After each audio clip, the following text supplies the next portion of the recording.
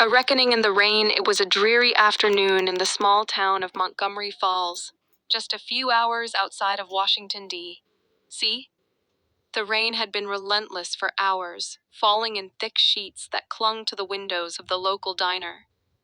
Inside, the usual hum of small-town life was quieter than normal. The murmur of conversations blending with the dull patter of the storm outside in the corner booth. An older man sat alone. His face was weathered, his hands calloused from years of hard work and service. His military uniform, still sharp despite the years since his discharge, seemed to carry more weight than the fabric itself. It had the look of someone who had lived through things that left deep, unseen scars. His name was Carl Hawk Hawkins. A veteran of the Vietnam War, Carl had served as a scout in the jungles, surviving ambushes, firefights, and the loss of brothers in arms. When he came back from the war, the country he had fought for wasn't the same. He had struggled to find his place, like so many others. But Carl had always found peace in the quiet moments, the rain on a glass, the hiss of a kettle boiling. The slow drip of time itself. Today was different, though. Today, Carl wasn't here for peace. Outside, a squad car screeched to a halt. Two officers, Officer Greg Daniels and his partner, Officer Terry Blake, got out and walked briskly toward the diner. Their uniforms were clean, pressed the type that gave the impression they were eager for something. They had a reputation around town: young, aggressive, and quick to judge anyone who didn't look like they belonged. Carl had heard the whispers. He knew exactly who Daniels was. Daniels had been the one to harass a young black man outside the local bar last month. Daniels had been the one to call Carl a war hero who'd lost his place in society when the subject came up during a town meeting. Daniels had been the one who referred to Carl's military service as nothing more than government-sanctioned murder. As the officers entered the diner, the bell above the door jingled. Carl didn't flinch, but his eyes locked on them, and his jaw tightened. He wasn't going to let this go. Not today. The two officers approached the counter, ordering coffee. They stood there, their broad backs turned to Carl. He wasn't going to be invisible anymore when they sat down at the counter. Carl stood, walked over slowly, and leaned against the bar.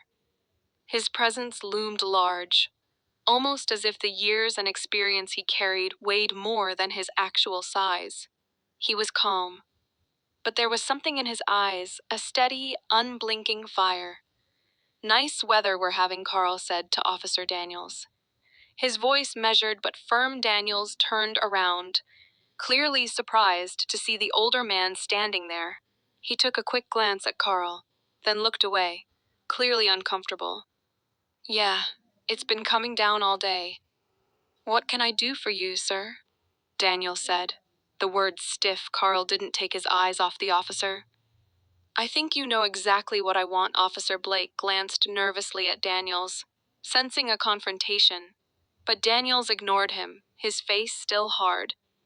"Look, old man, if you're looking for trouble, you've come to the wrong place." Carl's lips curled into a slight smile, but there was nothing warm in it. "You might want to think about that before you go throwing your weight around." The silence stretched between them like a taut wire. The rest of the diner fell still, sensing something big was coming. The rain outside beat relentlessly against the windows, as if the world itself was waiting for something to break. "Is this about the kid you pulled over last month?" Carl asked, his voice soft but cutting. "The one you humiliated in front of his family officer." Daniel stiffened, but his bravado didn't falter. "You don't know what you're talking about, Hawkins." Carl ignored the denial. "I know exactly what I'm talking about." "You don't know what it's like, do you? To be scared for your life every time you step out the door, because someone with a badge thinks you don't belong." The words hit harder than Carl expected, and Daniel's expression faltered for a moment. But then, the officer straightened up, glaring at him. "You think because you served in some war, that means you're better than me?" Carl's gaze softened for a split second before hardening again. "No," he said, his voice low. I think it means I've earned the right to look you in the eye and say you're wrong. And I think I've earned the right to hold you accountable. Daniels shifted uncomfortably, glancing around. This is a public place, Hawkins. You'd better watch yourself. Carl stepped closer, his presence now undeniable, casting a shadow over the officer. You don't scare me. You and your partner may throw your weight around here because you think you're invincible. But the thing about power is, it always comes with a reckoning. There was a brief pause, and for a fleeting second, Daniel's bravado cracked.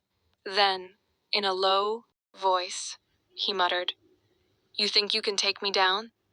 You're just some old man, washed up from the war." Carl stood still, his eyes hardening.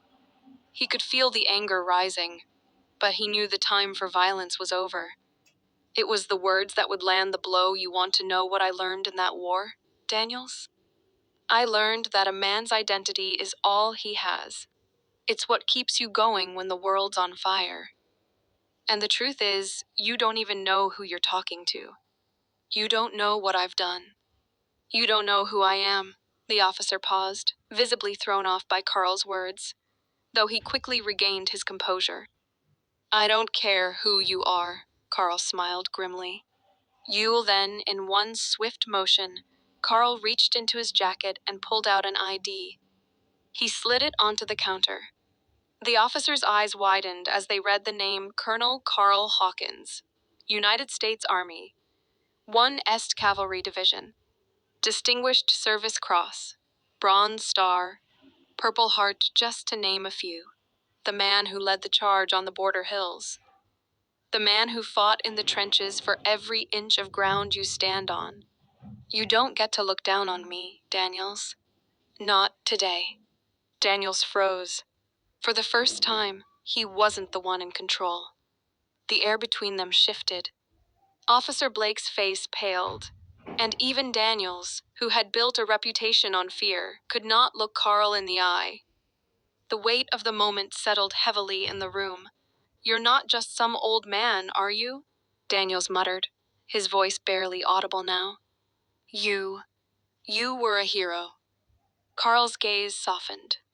He took a deep breath, the storm outside now eerily silent, as if it too had paused to witness the reckoning. "I wasn't fighting for medals, son. I was fighting for dignity. And you've got a lot to learn about that," with a final glance. Carl turned and walked toward the door, his back straight and unbowed. The officers didn't move. They stood in place, frozen in the weight of the moment. Outside, the rain had stopped. The world seemed quieter, somehow. The past lingered in the air like smoke.